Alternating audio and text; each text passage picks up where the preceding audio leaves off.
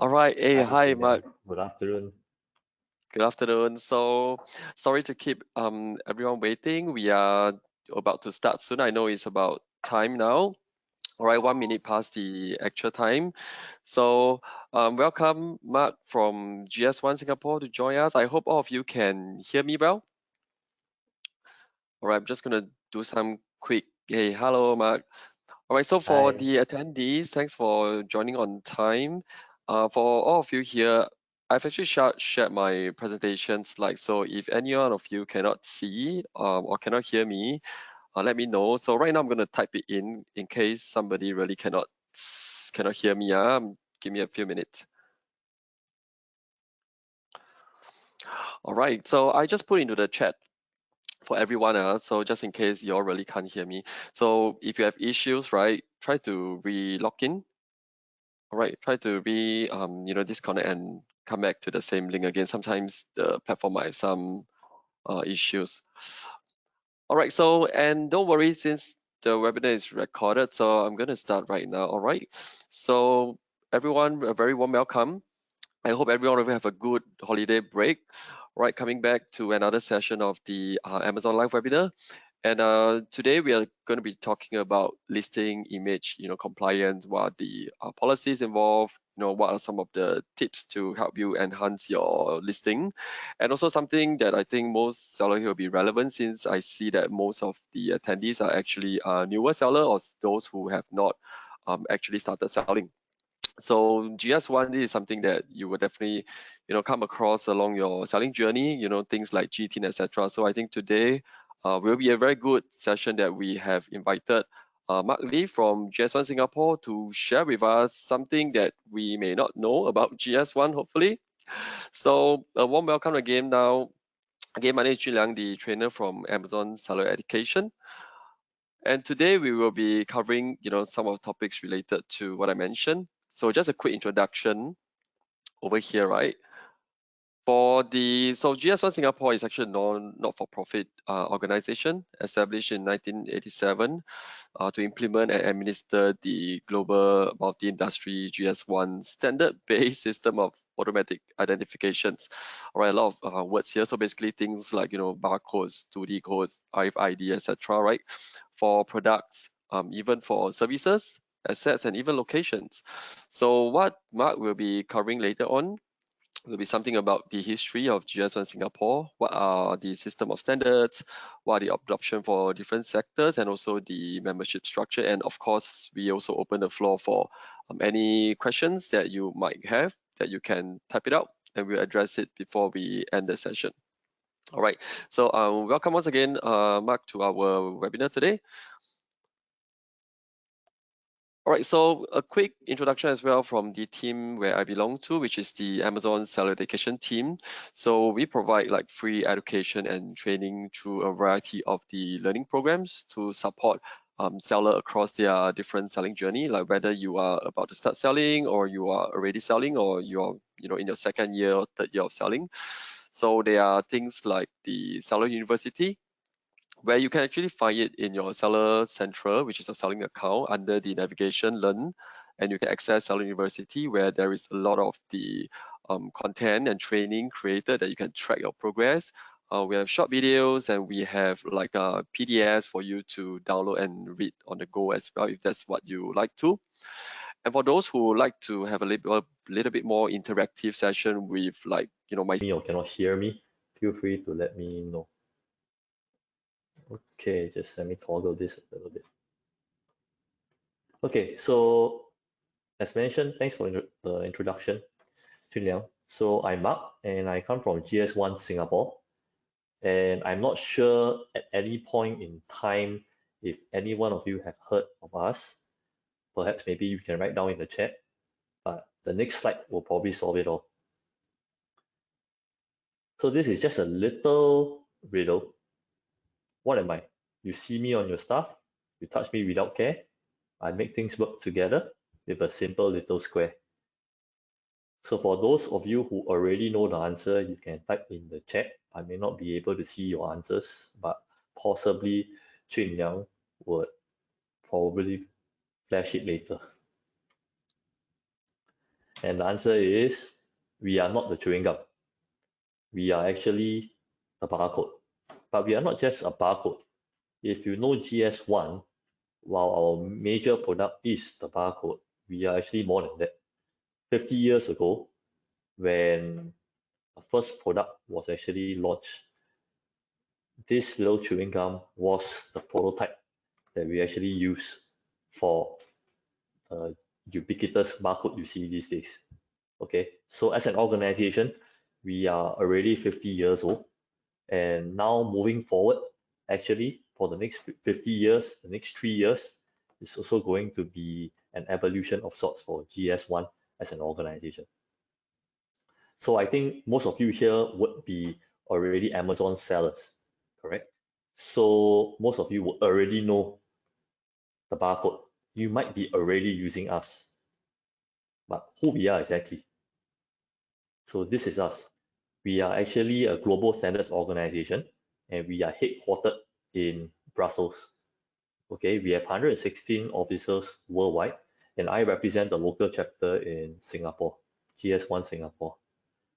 So an interesting fact is, you may or may not know, 10 billion barcodes are already scanned more than 10 billion times per day globally. So I would say that we are always the invisible force behind the supply chain system. You know, everybody use us. You know, you use us at the supermarket, you use us at the convenience store, but nobody really knows who we are until today. So thanks for inviting me, Junior. So just to share a little bit more on what we do. Okay, 3 things: identify, capture, share. Right? This is really the basic premise of GS1 standards. So we start with identify. Think of it like an apple. An apple currently is identified as an apple because there is a unique label to it. Okay, so how the GS1 standards apply is, you identify an apple, you capture the information regarding this apple. So in this case, this is a big, red, juicy apple. Okay, and with our standards, you share this information with our retailers, with our customers, with our suppliers, and this is an ecosystem. So in essence, we identify, capture, and share. That is our main premise in this world today. And what you see on screen right now is a system of standards. So as I mentioned in the first slide, we are beyond the barcode, right? And this picture really sums it all up. So in the first one, you see identify, right? Along the whole supply chain, the apple is identified via certain codes. There are many abbreviations out there, but I won't go into further detail. Okay, but for example, manufacturer. Okay, we have certain codes to actually dictate the place of manufacturing, where the apple is manufactured from. And people using our standards also will transport the apple. So you see in the other picture here, a lorry transporting the apples. So that's another form of identification. And transport to where? Another distributor, which is also another form of identification along the whole supply chain. So in essence, from start to end, there is some form of tracking made only possible by the system of standards in place. So secondly, you guys will be probably most familiar with the first one, the EAN/UPC. This is a 13 or 12-digit barcode, which your product currently has right now. But beyond that, there are actually so many other barcodes. There's a GS1 128, there's an ITF 14, the data bar, data matrix, and the QR code. So essentially, all of these barcodes you see are carriers, right? And what do carriers do? They carry specific encoded information. Okay, so what you all have and are probably most exposed to would be EAN UPC. So again, this is just to share the breadth of what barcodes we are in. Beyond the 12-digit one string, we have actually maybe a 14-digit, 15-digit, and so on. In this case, a QR code. And that, by the way, is also coming up in the next 3 years actually, where we are targeting 2D, next generation barcodes. And finally, okay, for data exchange, okay, as I mentioned earlier on, we identify, capture, and share. So this is no different. We share all this information via a system. The system can be called GDSN. I mean, it's a mouthful, but in essence, it means a network where information is being transferred. Okay, so I pause here because this is one area which I just wanted to show in case any of you have any queries on anything with regards to barcodes, you can just scan this. But I think also Chin Yang also has also a screenshot of this. Okay, in case you just join it. Okay, next I'll talk about the sectors which we are present in. So as you already know, we are most prevalent in the retail sector. Okay, and this chewing gum is just part of the entire retail sector that ranges 1 billion or even more products every single day. So most likely your product will possibly fall under this sector. And by the way, for the barcode, we also call it GTIN, GTIN, which stands for Global Trade Item Number. In essence, the barcode. So another sector we are also quite prevalent in is also the online marketplace. Okay, and most commonly is actually with Amazon. So globally, actually GS1 Global has an ongoing collaboration with Amazon in the US, and this trickles down towards different markets as well.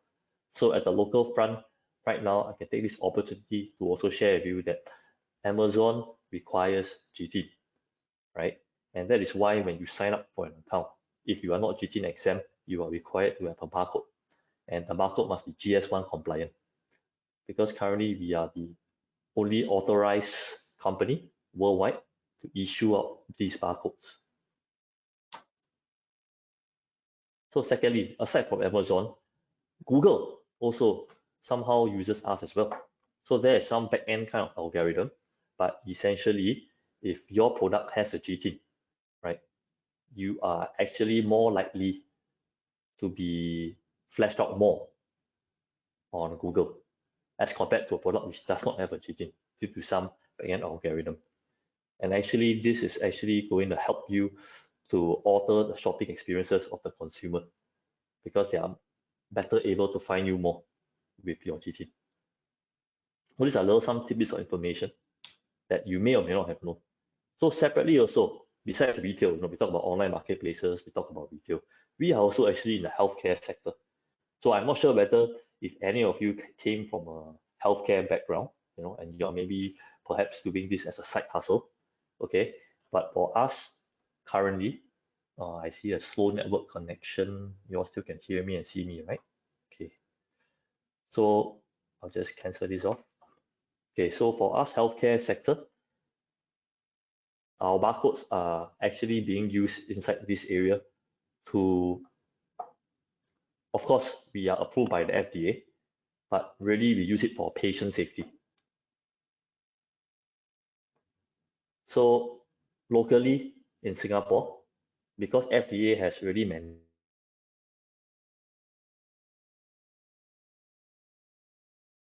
the use of GS1 data matrix codes, they look like somewhat like a QR.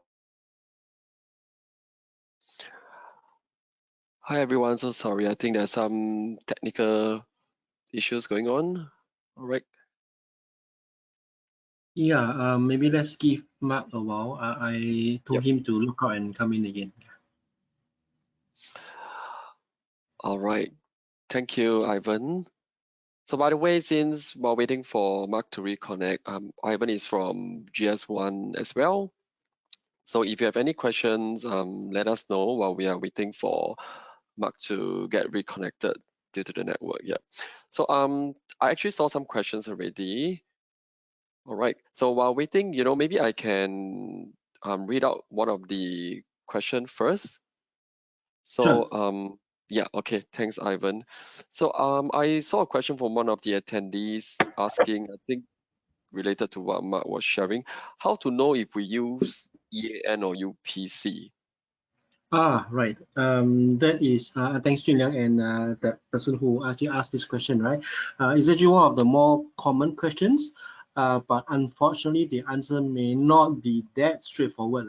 I think as far as I understand, currently the whole world, probably if you get an EAN code, okay, that should cover you maybe 90 to 95%, right? You should be able to bring this EAN code on your product, and you should be able to sell it anywhere, and most of the retailer will be able to scan the barcode. But there are in certain parts of the US, especially the US, I think there are certain smaller retailers that are still not embarking on the EAN codes. They are still probably relying on the older UPC codes. And that's where you probably need to apply for the UPC codes, right? So in those cases, in those specific cases, if you do need a UPC code, right, you can also come to GS1 Singapore. We will also issue you the UPC codes, right? I hope that answered the question. All right, thank you, Ivan. I saw that Mark is back. Hello, Mark. Would you want to Hi, try on the audio? Hey, hi, we can hear you now. can you all hear me? Mike there. Sorry, I think somehow I was speaking halfway and then I realized I was cut off. Thanks, Ivan, for Don't inviting me. worry, we took the time to help address some questions already. But yeah, over back to you. Thank Okay. you, Mark. Okay. Let me show my screen. Okay, Right, so I think back I to you. was talking about where our standards go beyond the retail industry. And for the third time, let me just briefly go through this slide. We are also into the finance industry, okay? And typically, while you may call it GTIN in retail, we call it LEI, lay, in the finance industry. And it stands for Legal Entity Identifier. And what this does in simplicity is really the same as what the GTIN does to the FMCG products, right? You are unique, you will be different from the rest. So this is a unique identification point given to the financial institution to differentiate it from the rest. Okay, so I think, I'm not sure if you all saw this screen just now, and I note Ivan, my colleague, has already answered some questions. So if at any point in time you also have further questions on what I've just shared, you can just scan here. Okay, so on to the actual thing. Where do I begin getting a barcode, right? So for GS1 Singapore, essentially, we operate the same way as many other entities around us, okay? We issue out barcodes, and these are official authorized barcodes. So I think probably the most important step for our potential members will be to estimate how many barcodes do they need. And this point is very important, number one, primarily because it is not how many barcodes you just need in the present, but also how many barcodes you intend to get in the future. And why this is important is because you may have currently 2 products right now. For example, you're selling maybe 2 apples, 2 different types of apples online, right? But in future, you may decide that you want 100 apples. Then it will make more sense for you to go with the category that gives you 100 apples upfront. Okay, so that is why we usually try to get our members to at least estimate in the near future how many would they need. And this brings me to my next slide, which maybe most of you may be familiar with. Okay, so for GS1, we operate basically by categories, right? You want a specific number of barcodes, you get this category. You want more barcodes, you get this category. You want more than 100, and then you get a full membership. Okay, so typically for smaller sellers, right, they begin with usually up to 5 barcodes. And these are the people that could be maybe one of our audience members when they are potentially starting a side hustle, and they will just consider 1 or 2 barcodes is enough. For that case, you have a single digit membership. Okay, and this gives you all the way until 5 barcodes. If your first product doesn't work out, you want to try a second product, or maybe your second product, you have a different alternating color, you go for a third barcode. So each individual barcode will be used for each uniquely identified product, right? So it could be the same apple, but in 5 colors, then you have 5 barcodes. Yeah, so that is really the unique selling proposition of a barcode.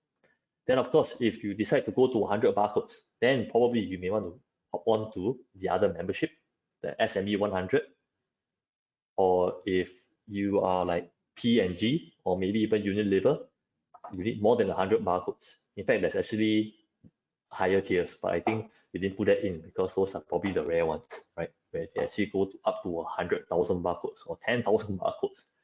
Yeah, so that's really the barcode structure in GS1 Singapore. So, okay, aside from the barcode, right? We do have other services as well. Okay, but members do come to us primarily for the unique identification numbers, right? And this is one example of what we also do.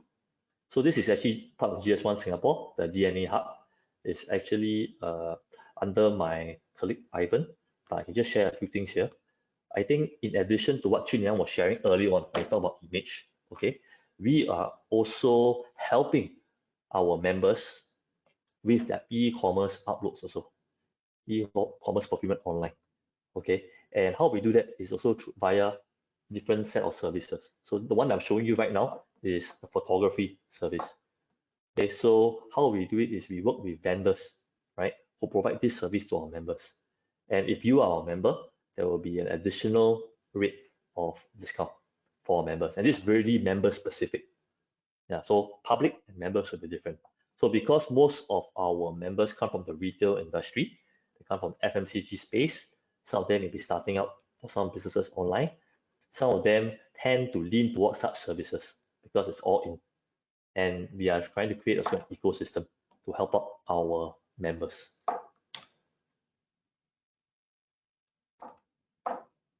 So this is just one example because of the lack of time of product photography services that we do, right? So the first photo, you see a common pet shop. The second photo is a creative pet shop. So no prizes for guessing which one is more impactful. So these are some of the services that we provide to our potential GS1 members or existing members if they do decide to take up the DNA Hub service. So again, if you need more information, you can always scan the QR code, which I'll be flashing, and Chun Yang will also be flashing later on. So that was just one portion, the product photography services also. We also, of course, have e-commerce content creation here. You know, we have infographics design, okay. We have even product data analysis also. So these are the things that we provide on top of barcodes, and these are value-added services. So again, this is the second QR code. Again, if you just join, you can just scan this, basically bring you to a form, Google Forms. You just need to fill up your name, your company, your details, what areas you are interested in. And if there's any question you want, you just feel free to reach out to us. And someone from my team or myself will get back to you. So finally, as we try to round this up, questions we always get. Okay, I'm not sure if there's any questions that we have right now, okay, but I will power through this. It may be a question that you are thinking of. What are the marketplace's policies on the use of GS1 labels and barcodes?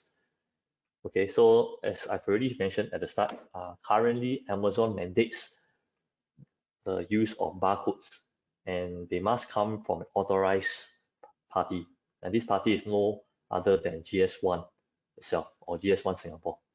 So, and we do that really for one reason, right? Because it makes the product more authentic.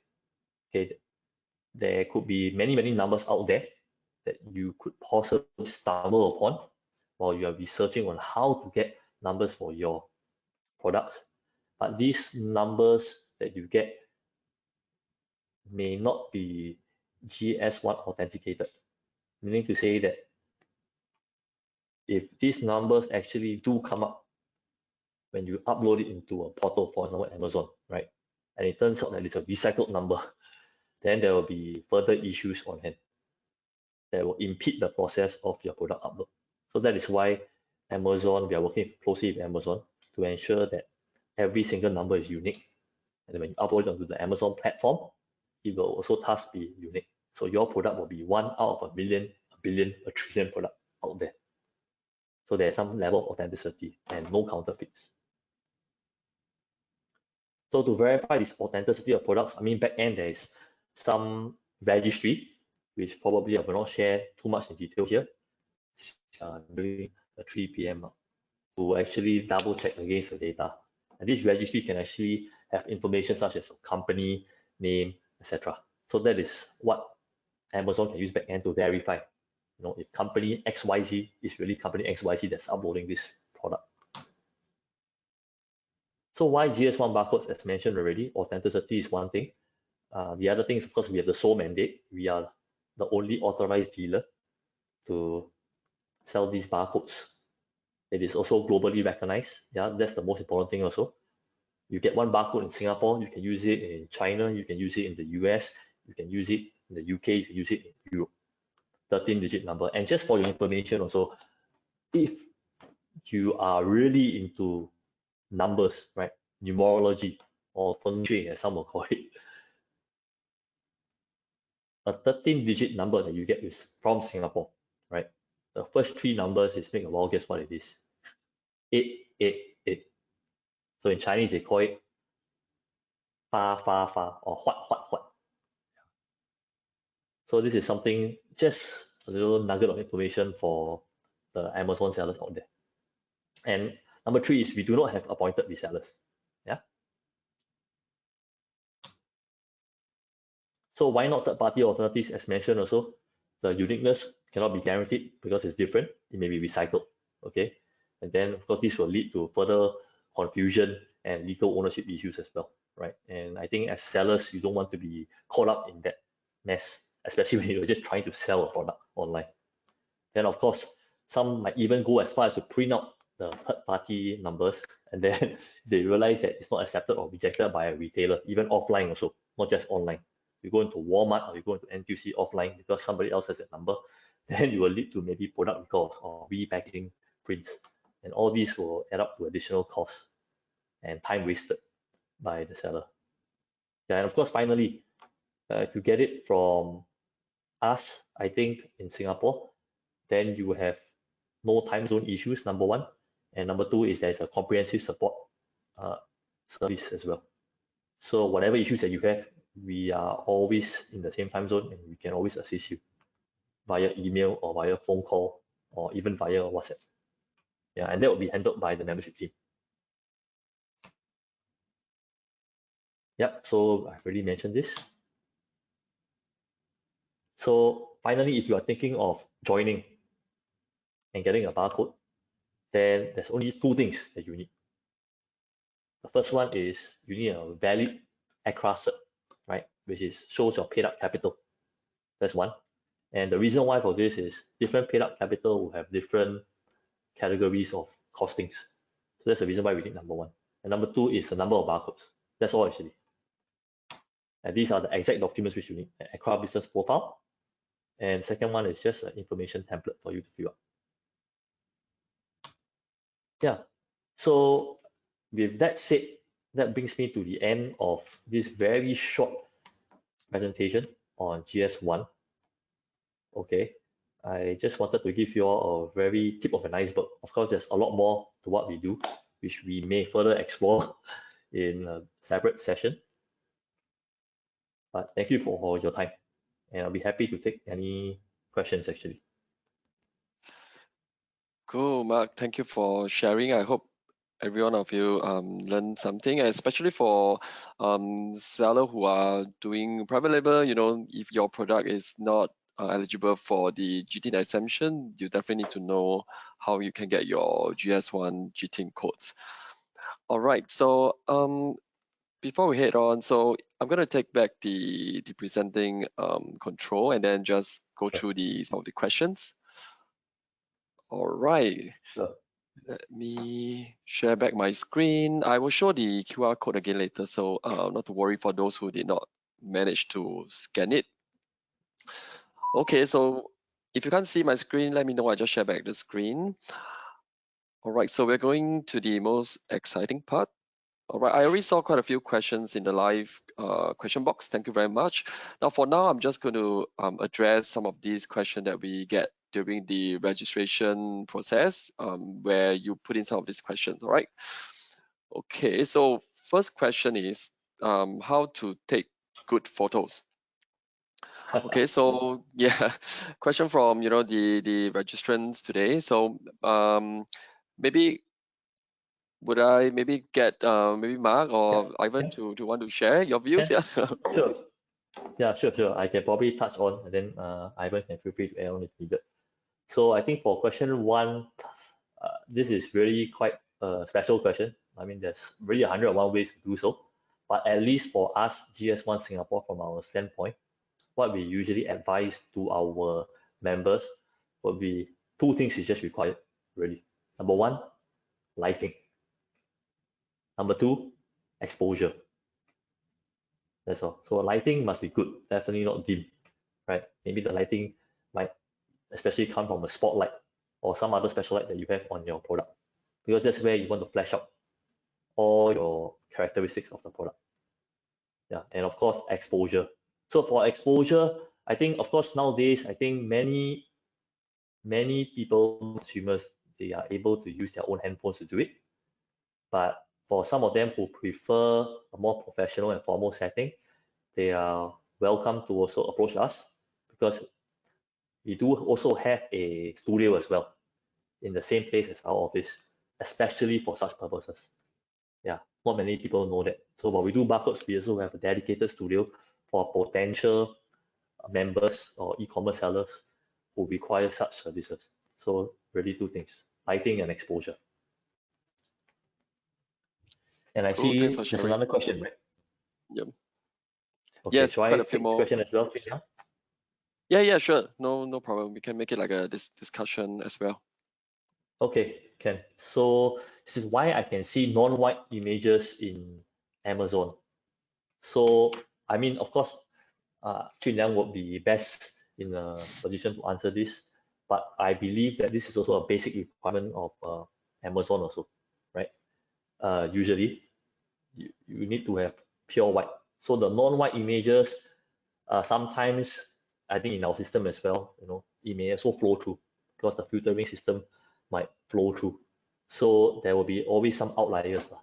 But I think if you are a product owner, if you are a brand owner that wants the best for your product, then I think it's best to really stick to the guidelines of the marketplace. So in this case, Amazon, if they want a white background, you should go ahead and do a white background, because it will better flesh out your product characteristics. And also, I believe Amazon has a view in mind also. When they are scrolling through the website interface, it blends in with their design. But of course, this is just my point of view.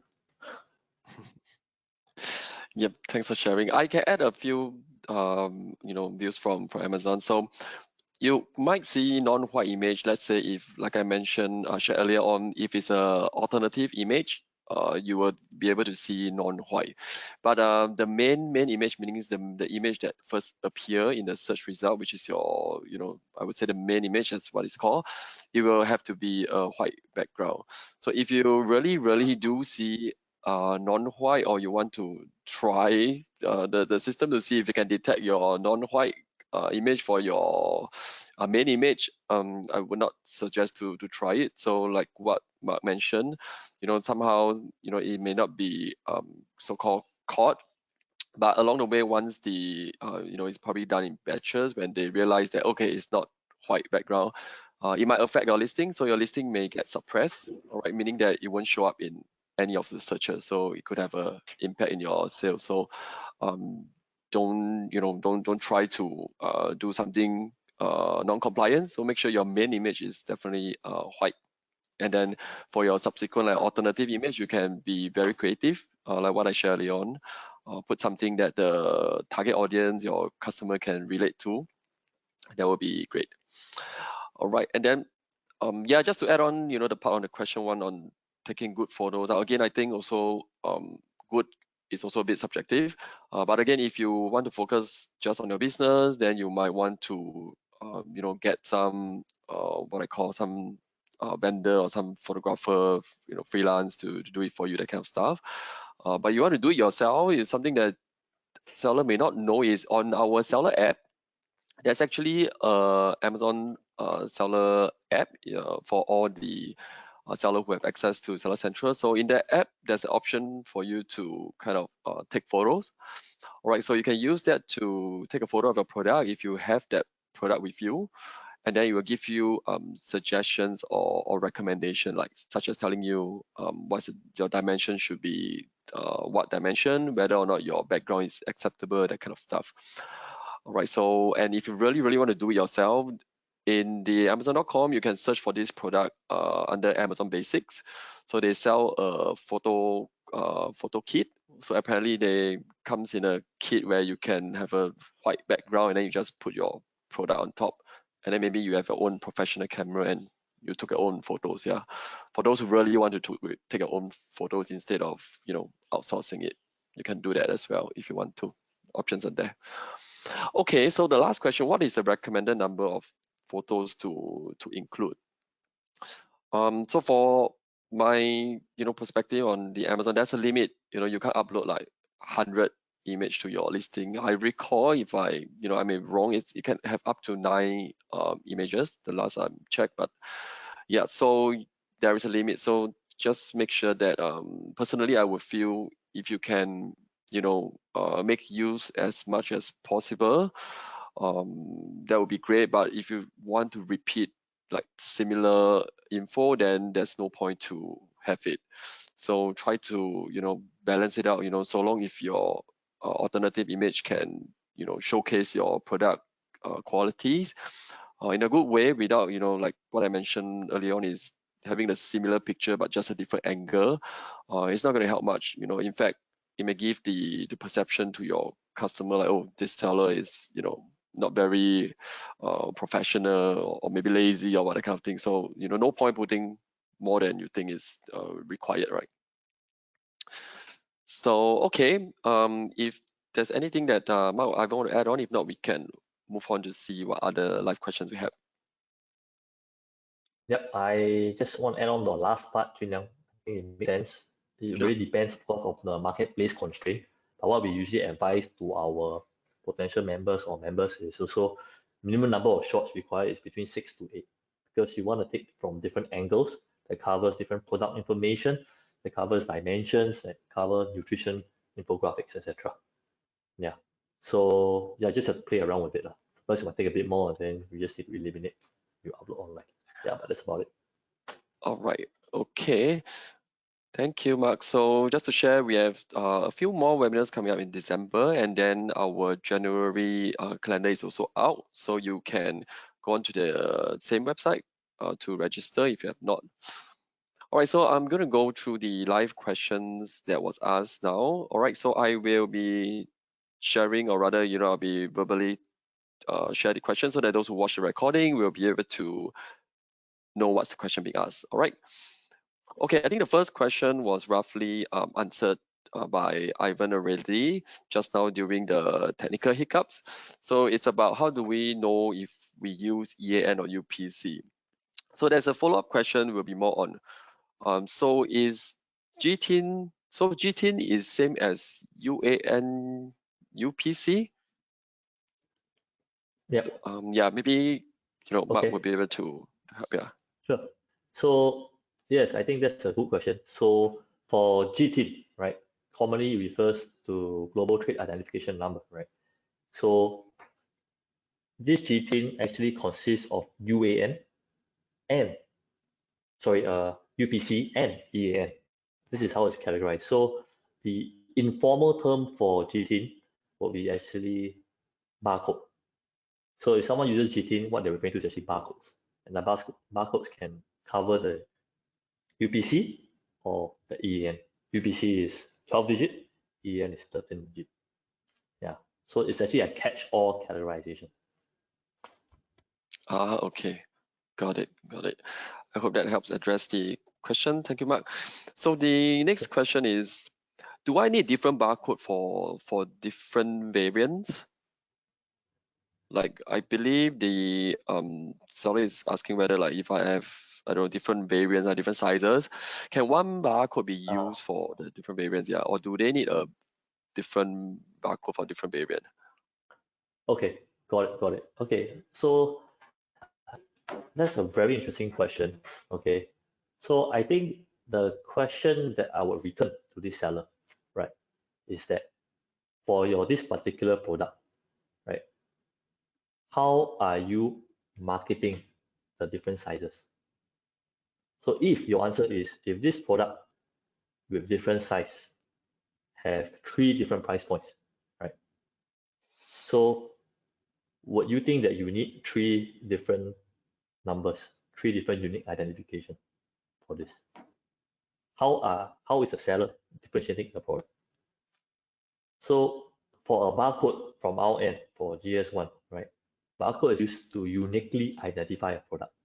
So if a product is square in size, it's one barcode.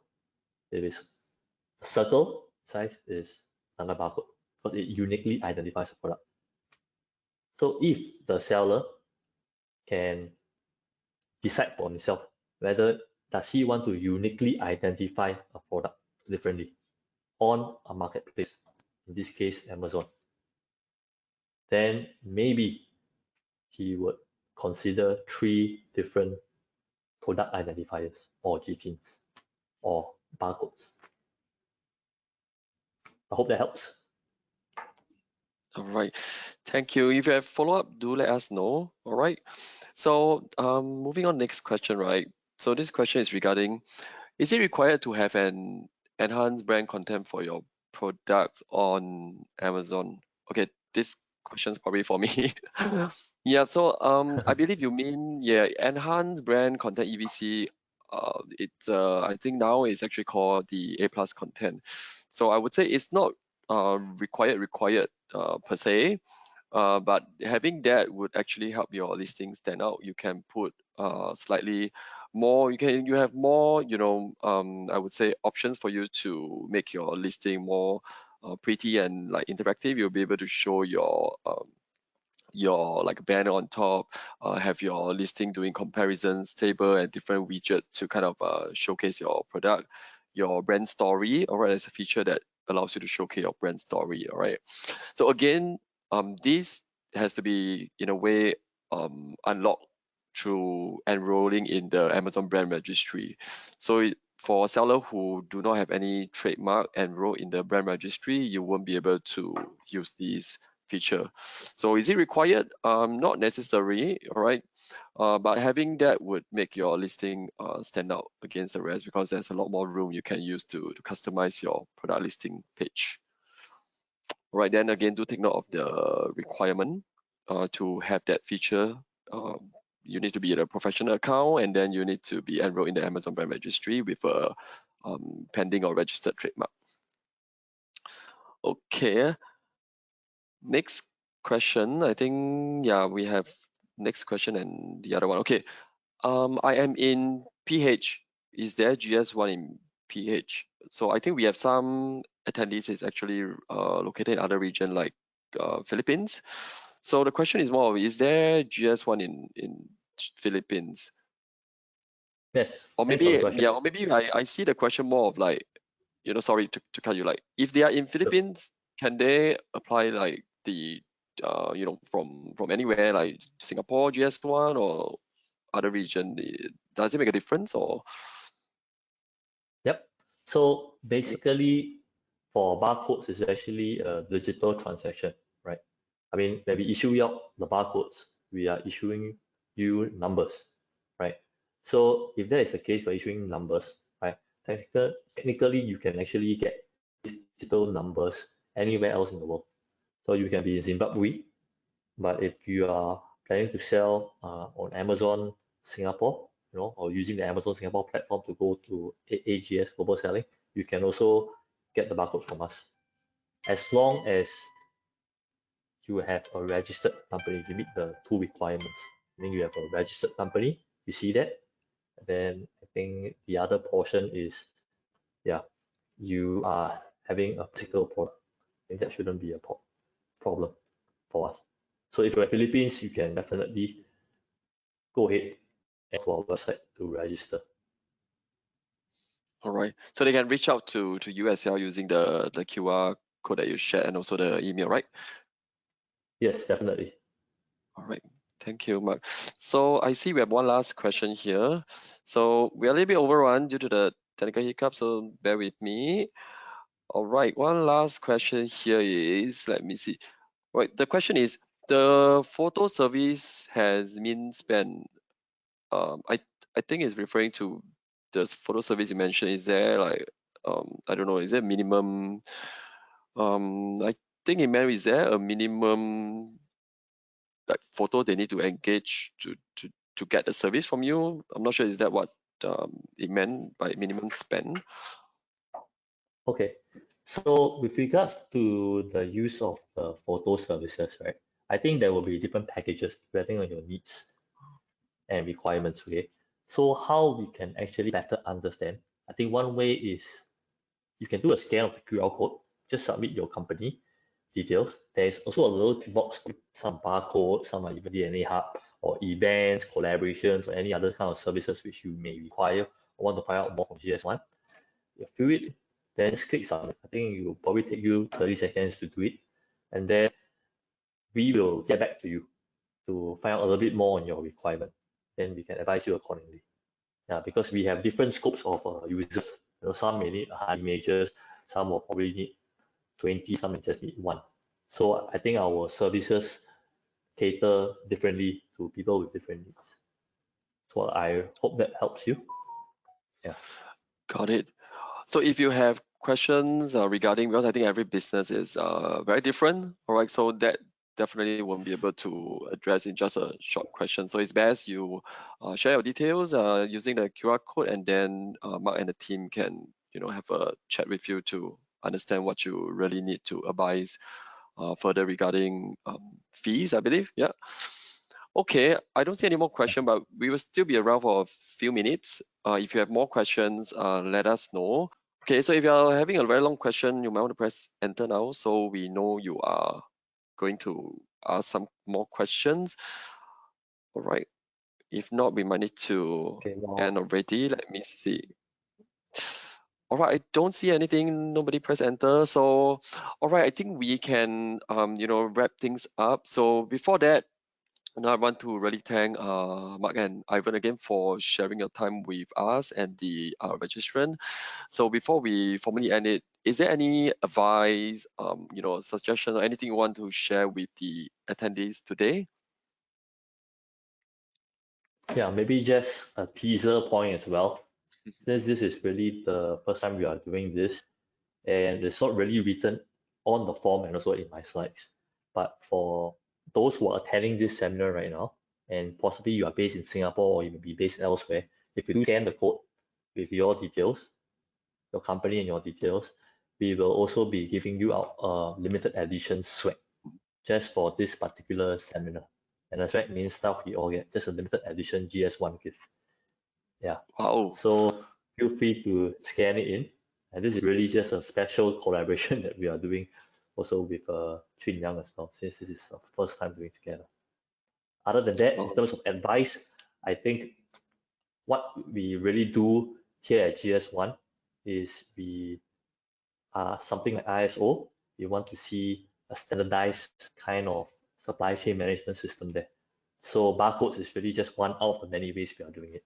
So if you have any issues with your barcodes or you are any inquiries with regards to anything to do with this barcode universe, you can always just feel free to let us know, reach out to us via the QR code. And myself or my team will be happy to have a chat with you. We have 2,500 members and counting in Singapore, most of it coming from the retail and FMCG industry. So we receive inquiries almost every other day. So your inquiry is no different from the rest. We will do our very best to try to answer it. With that, I thank you very much for your time. All right, thank you so much, Mark. What about Ivan? Sorry to put you on spot. Anything you would like to share with our audience? Yeah. Oh, thanks, Jun Liang. Yeah, waiting for you to cue me. I mean, okay, I think, yeah, probably I just want to leave something with the audience. GS1 Singapore, we do much more than really the barcoding and also the photo services that just some Mark shared, right? We actually do much more. And for those services, example, right? I mean, as a new startup, you probably need maybe, I don't know, maybe you need some labeling services, right? You need to design on your product label, or maybe you need what we call a warehouse management system, right? Or you need RFID technology to help you track your product. All these services, while GS1 Singapore, we do not provide them, but we do have partners who help us with this, right? So if you feel free to just scan on the barcode, reach out to us, and we will be able to point you to the relevant partners that who knows about GS1 technology, who knows about GS1 standard, and that's where I think we wanted to be like a one-stop service for all. Yeah, probably that's all I want to add. Thank you, Ivan. So for the attendees here, remember, to scan the QR code, or if you believe that there are something down the road that you want to know more about GS1, feel free to reach out to them, or you can reply back to the email as well. We will definitely invite them back for another session to share with you, some invaluable insights from that. All right, so thank you once again. Thanks everyone for your time. Thank you, Mark, and thank you, Ivan, for your time as well. So really appreciate everyone. So have a good day. Hope to see you all again soon, virtually and also in person. All right. Thank you. Thank Have a you very nice much. day. And a Thank very you. happy New Bye-bye. Year 2024 in advance Oh, to everybody. yes. Happy New Year, everyone. Thank you, everyone. Bye. Thank you. Thank you. Bye.